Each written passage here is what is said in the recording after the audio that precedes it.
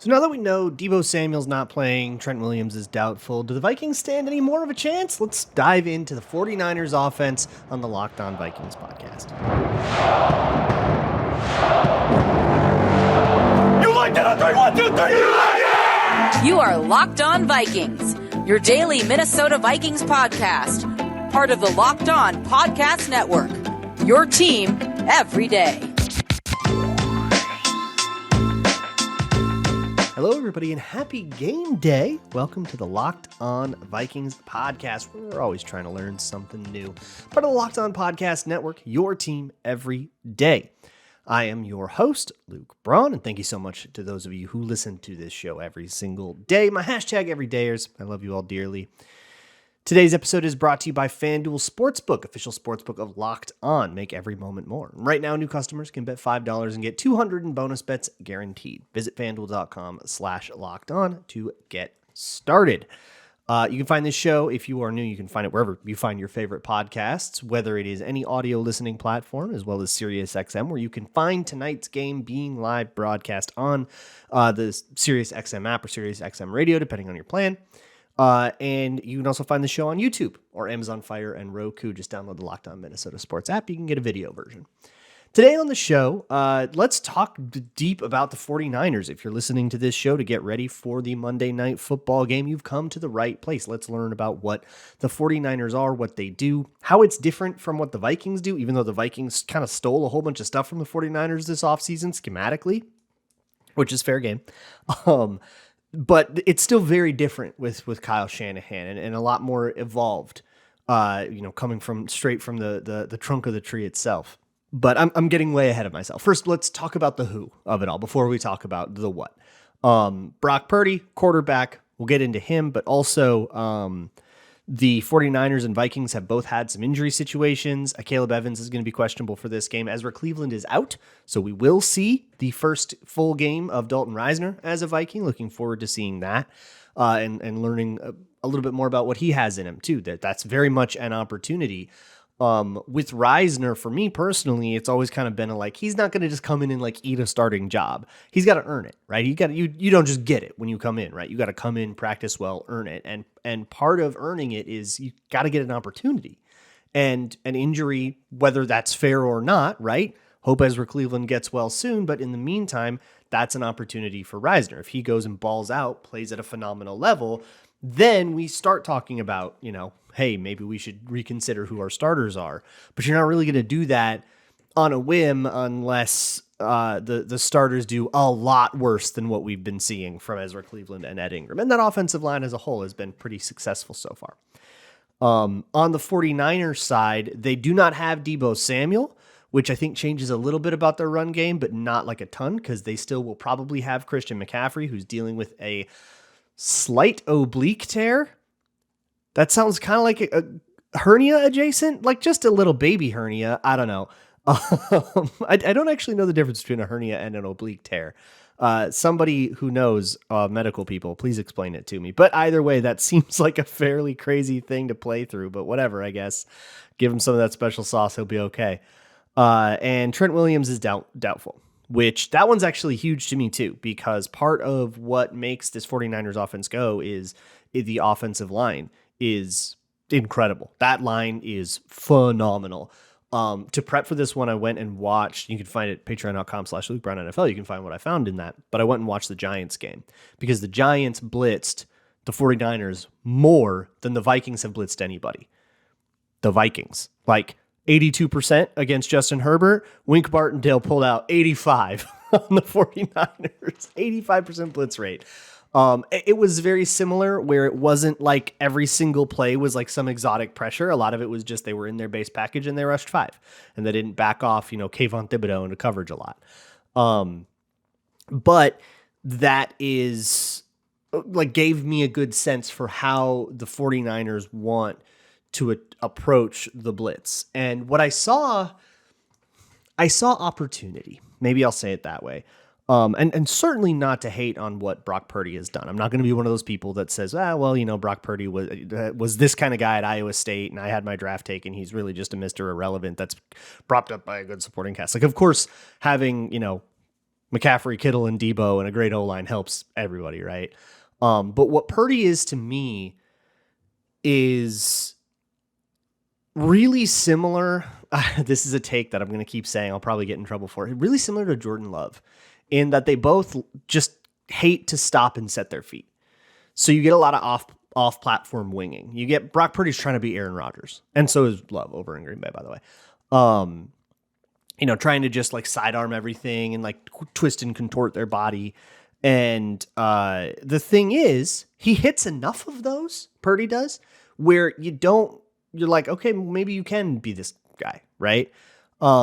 He doesn't hit them as the thing that made Rodgers so special was that he hit all of them. He never missed that, right? With Purdy, he hits about as many as you would expect, and just enough to like justify that as a strategy. But there is something exploitable there, because I think when he just has to, like when he has to check down, when he just has to get it to his outlet, he hates to do that. And that was something that the Giants actually got him to kind of do, and the Browns got him to do a little bit as well. As much as the rain affected his accuracy in that one, there were also times where it's like, dude, just get it to your outlet. But no, he's going to run around. He's going to try to make a hero play. He's going to, heave something down to a double covered tight end. Those are turnover opportunities. The Browns took advantage of some of those opportunities. The Giants didn't. The Rams or whoever didn't. And that's going to be kind of the way that you have to play against this. So against the blitz, to go all the way back to where that tangent started, they love to use slant flat. Oh my God, do they love to call dragon when they think that there's a blitz. So if you see the Vikings line up on the line of scrimmage all day long, right? And I think that they should. And the question should be, are they coming or are they backing off into like two invert? But if you do that and then you back off into two invert, you might be able to ruin the read. And I don't think Purdy is going to play it like, the inexperienced rookie that doesn't see the dropping defensive end and just like throws the worst interception you've seen in your life. I don't think he's going to do that, but I think what you can do is you can get rid of the in rhythm quick game read, which he's pretty good at, and get him into schoolyard mode. And in schoolyard mode, which he's not bad at schoolyard mode, but nobody's better in schoolyard mode than they are in rhythm, right? When the offense is on tempo and on script and everything's working the way it's supposed to on the whiteboard, that's always going to be better quarterbacking than someone who's running around all day. So let's get him to that kind of plan B part where I think things sort of bog down and slow down a lot with San Francisco. The problem is, with blitzing him, is that the 49er O-line is phenomenal at picking that stuff up. There's a play from the Giants game where they called, not unlike what Flores will do, they call two mirrored stunts. Or they call like a full 5-man. It's this wild pressure. It's this 5-man pressure where you've got like Thibodeau slants like all the way from like tackle to tackle. He slants across like several gaps and everybody else is slanting and crashing in this crazy way. And it makes it so every single one of the 49ers offensive line has to pass somebody off and pick up a new person, be it a crasher or a looper or whatever. And they all do it and it's flawless. And Purdy has a super, super clean pocket. And I'm pretty sure he finds like a big explosive play off of it. It's wild. And seeing them do that, it's like, okay, if they're that good at this, blitzing 5 all day and just saying we'll get them on games is not going to do it. If you're going to go, you have to probably go with like a dedicated pressure plan aimed at attacking whatever protection you think that they're going to be in based on tendencies. They like this protection in third and medium, that kind of thing that you'll have like QC coaches compile and chart and advanced scouting teams. But I think the better way to get pressure on Purdy is take away whatever you think that quick game read is, hope that makes everything go really slow, and that you've given guys a lot of time. No O-line blocks for 5 seconds, right? 5 seconds is too long for any best O-lines in the league. Once it's 5 seconds, it's no longer on them if they let it up. Now it's taken too long. So we just got to make it take 5 seconds, which means you have to play really, really, really, really, really, really, really, really, really sound on the back end. And that's what's going to make this matchup a difficult one, I think, at the end of the day. And that's to say nothing about Christian McCaffrey and that run game, by the way, which I'll talk a little bit more about next. But the thing I want to drive home is that there is no room for error at all on the back end. This might sound like I've trash talked the 49er offense. I have not. That's what a good offense does, is it leaves you no room for error. If you can play mistake free on the back end, right? No coverage busts, pass off your zones very polished, right? Like don't get cooked off the line. If you can play reasonable, like not even reasonable, if you can play well on the back end, then I think you can take Brock Purdy and put him into a world that isn't where he's best. But I do want to talk about that run game as well as the 49ers defense a little bit as well. We already did all our like prize picks and bold predictions and stuff on Friday. It's like a Friday thing. So you can check all that out. We can really get into the nitty gritty in this one, which I really appreciate. Our partners at eBay Motors have teamed up with Locked On fantasy football host Vinny Iyer to bring you some of the best fantasy picks each week, all season long. Whether you're prepping for a DFS draft or just scouting out the waiver wire for a bye week or something like that, here are some people who are here for the week 7 eBay guaranteed fit from Vinny Iyer. How about CJ Stroud? Now, CJ Stroud might be an interesting acquisition if you don't already have him, because he's had a couple of odd games in the last little bit, but there might be a bounce back coming. And he has been a pretty consistent fantasy player, even in games that aren't his best from a football perspective. He's averaging like 277 a game, only 1 pick to go with 9 touchdowns. And in week 8, he draws a not great Panthers pass defense that has fallen apart in a number of places. So that might be somebody who is worth more of an investment, or if you're in a particularly shallow league, might even be on the waiver wire if it's not too QB or super flex or anything like that. eBay understands that you're always looking for that next fit, that thing that plugs right in and solves your problem, right? And it's kind of the same thing for your car. Everything has to fit properly. It has to be for the right make. It has to be for the right model. You have to be getting the part you actually need. And that can be really difficult to navigate if you're not familiar with that world. And that is what eBay Guaranteed Fit is for. With over 122 million parts, they can make sure that your ride stays running smoothly, whether it's a brake kit, LED, roof rack, bumper, whatever. With the eBay Guaranteed Fit, it's guaranteed to fit your ride the first time, every time, or your money back. eBay Guaranteed Fit, only available to U.S. customers. Eligible items only. Exclusions apply.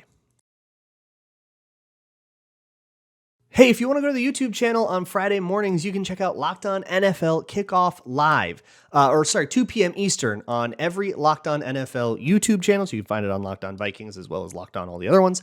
And they'll talk about the Vikings matchup, other matchups, fantasy lineups, betting angles, and more. You can find Locked On NFL Kickoff Live every Friday at 2 p.m. Eastern, so it's noon Central, on any Locked On NFL YouTube channel. So the next thing I want to talk about is the run game. And the run game of Kyle Shanahan and the 49ers is something that I have spoken about ad nauseum over the entire offseason, because I was under the suspicion that the Vikings would start to use some more of those ideas, and they certainly have. But they haven't adapted it truly faithfully. If the 49ers were a book, a really popular book, and the Vikings were the movie adaptation of that book, diehard fans of the book would be mad. It's not faithful enough to the source material.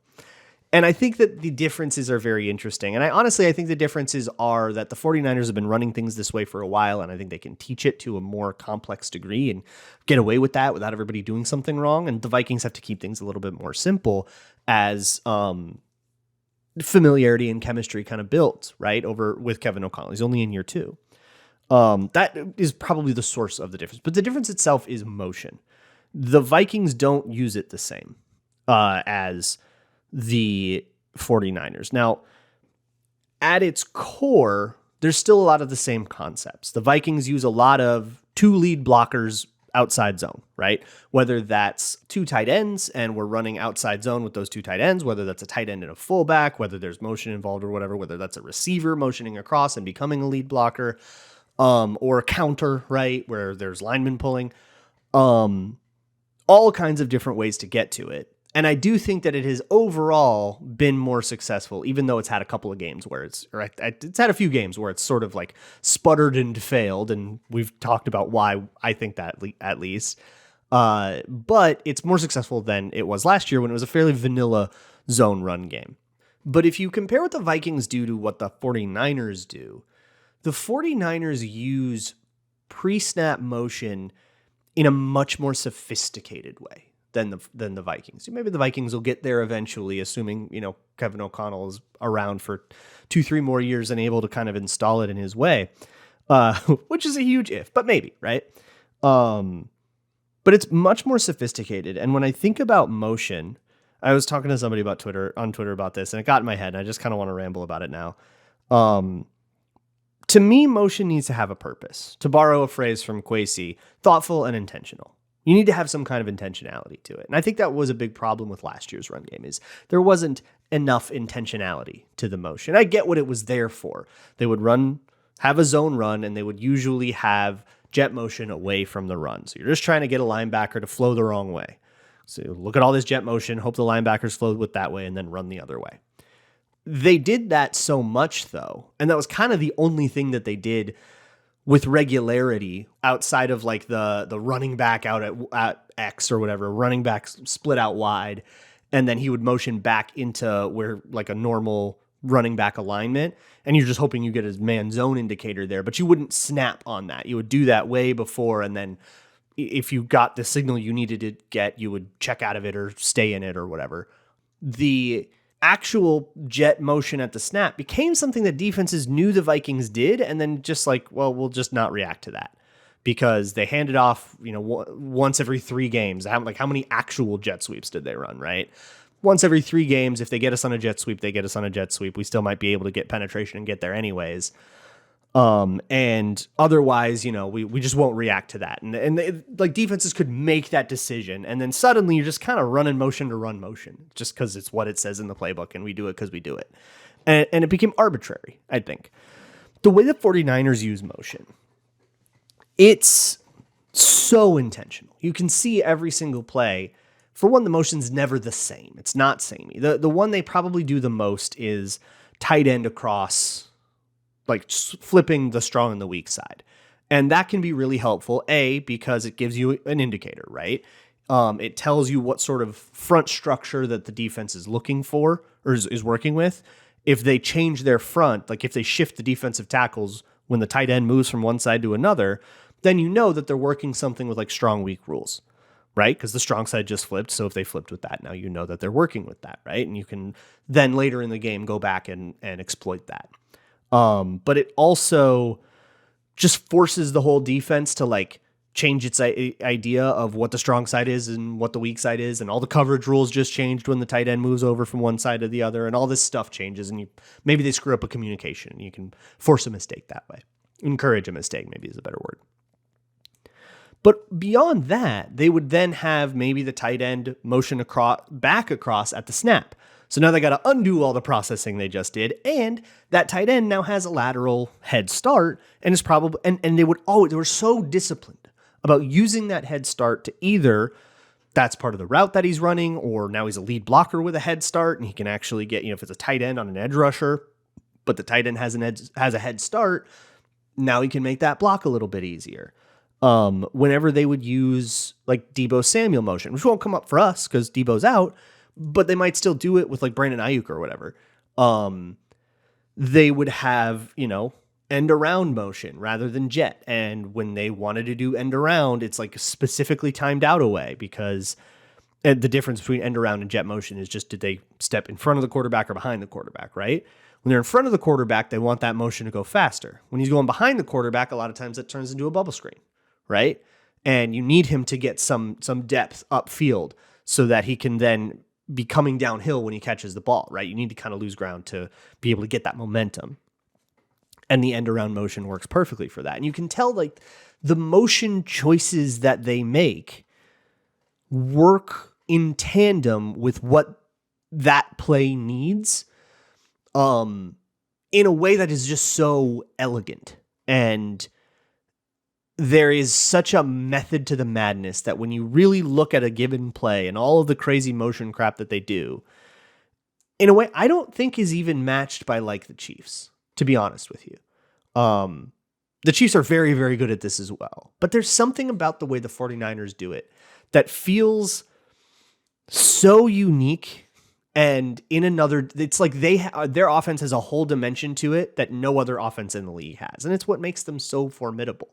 So all of this is to say, yeah, no Debo. Yeah, probably no Trent Williams. Probably some, not 100% of Christian McCaffrey, right? Either he's playing hurt or a pitch count or whatever. I don't care. This team is good. This team is going to be difficult to play against. All of those little bits don't take away what is truly at the core of the 49ers offense, which is that it's all very sound. It works well together, and it's really difficult to get around that. I want to also talk a little bit about the defensive side of the ball, because if the 49ers are going to be able to move the ball, especially on the ground with all this run game stuff with McCaffrey,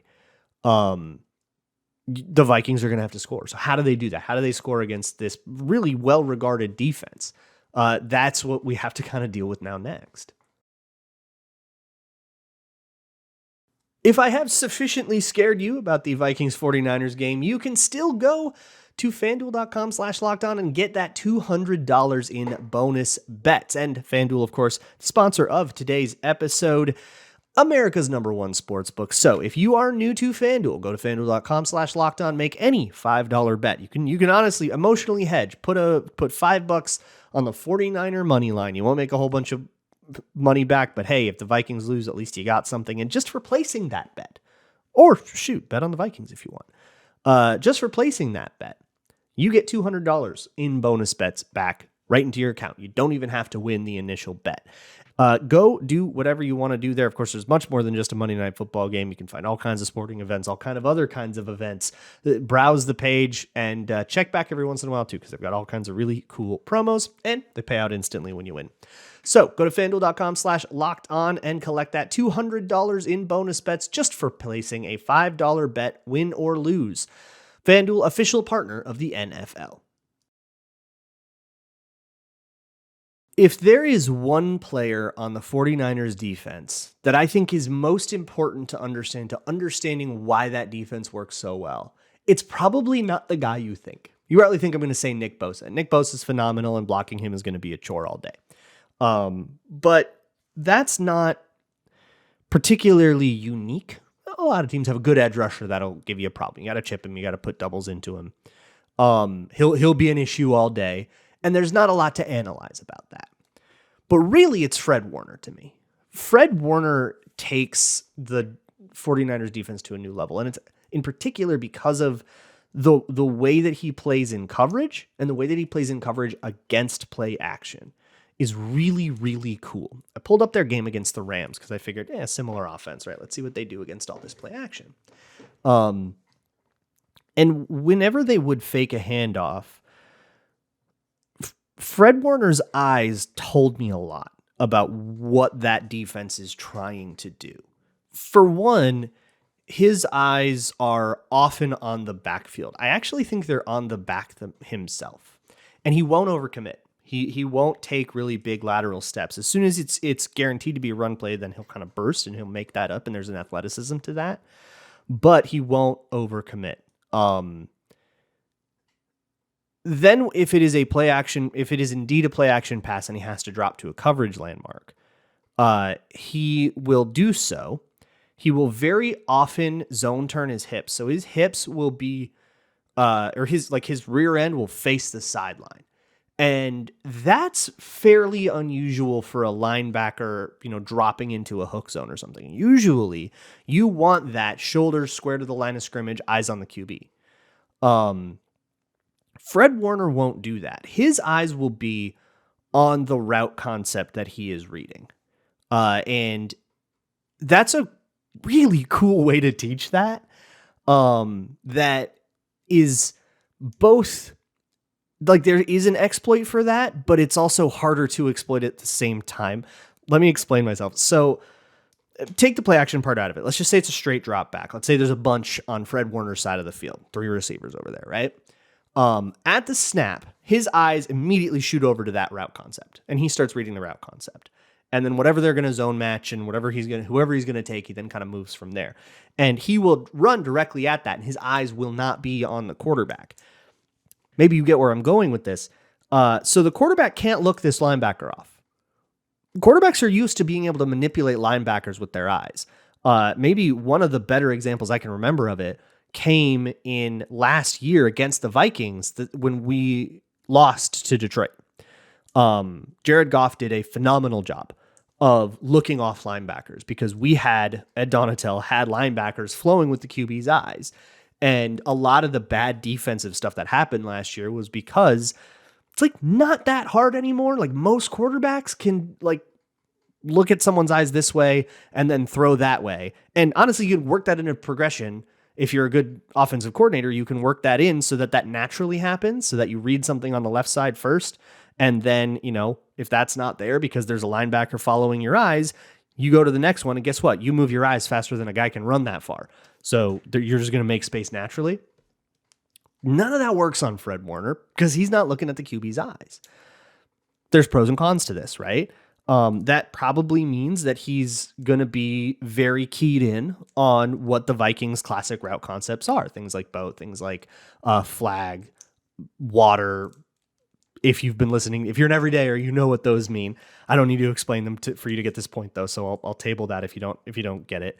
Those are just a couple of the names for like staple route concepts that the Vikings use. And Fred Warner will probably be familiar with all of them also because the 49ers have the same ones.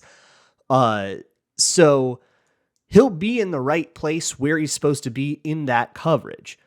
But that means that, for one, like if you do stare down your route, that's not going to get punished as much because he's not looking. And you can also get away with some sneaky stuff. And what you can really do is use that. Let's say they do a flag return. So that's a corner route. And then like you would know it as like a whip route, a return route to the outside, right? Or to the inside. If you do that, or even just like choice, if you do that and it causes Fred Warner to go over to that side of the equation, right? To flow away from the middle of the field. And then you've got something else coming up over the like filling in that space. You've got something coming from the other side of the field as like a deep over or a crossing route or something like that. You might be able to manipulate that Fred Warner tendency. And I think the best offensive game plans do exactly that. They take what makes a player good and use it against them. Maybe the best example I can think of that in my entire football watching career, 38-7 against the Eagles in 2017, the NFC Championship. They took what made those Vikings good and used it against them. And I think to move the ball on this very, very, very good team, that's the kind of mentality we're going to have. So there is actually a concept that the Vikings use all the time that I think works here. That is flag water. Or choice water even. So you have something deep and then either a choice or a return route. All you got to know is that that's a 5-yard route, right? 5-yard route on that side of the field, on Fred Warner's side of the field. Hope that he goes and chases that. And then on the other side of the field, you would have, this would be like KJ Osborne. You'd have KJ Osborne coming on a crosser across the field and catching them hopefully in some kind of outside alignment on that side of the field. So you don't even have to win the route. You just have to get across the field. That can be Hawkinson, that can be Addison, that can be Brandon Powell, it can be whoever. And hopefully you can get some space over the middle of the field that way and clear some things out. So there's a recommendation for you and trying to get that. I'm also thinking in my head about what Brian Peacock told me on Crossover Thursday, which is that their pass rush has left a little bit to be desired this year, which is wild. Like that is not a group of names I would expect that from. But if that is the case and the Vikings have had good pass blocking, then you might be able to, get open on some of these coverage guys, even though they've got some bigger corners, and that might be a problem for Addison. Well, give him 5 seconds and that's enough time, right? But like I mentioned before, that's a lot to ask of the pass blocking. So the O-line's going to have to be on it, and that's going to mean we're asking a lot of Dalton Reisner coming in. So the moral of the story here against the 49ers is, on paper, on the whiteboard, there are ways to move the ball, to, get to Brock Purdy, to prevent them from getting to their superstars, or at least the ones that are playing. There's all kinds of stuff that works on paper in theory. But for it to work, you need guys to play really, really consistent, sound football for 60 minutes. We haven't gotten that from the Vikings yet, and that's why they haven't been able to beat any of the contending teams on their schedule. They lose to Philly, they lose to the Chiefs. If they want to steal one of these and on a national stage show the world that they are not just some also-ran team that's going to win 7 games and be in a forgettable place in the draft order, they want to prove what they have insisted, which is that they're more than that. They got to play consistent ball and sound ball. So let's see it, Vikings. What do you got in you? Whatever it is, we'll have the postcast afterwards on the Locked On Minnesota Sports YouTube channel. And of course, a recap episode going up in the morning. No Twitter Tuesday this week, obviously. Bigger fish to fry, but we'll get back to that next week. I'll see you all then. And as always, Skol.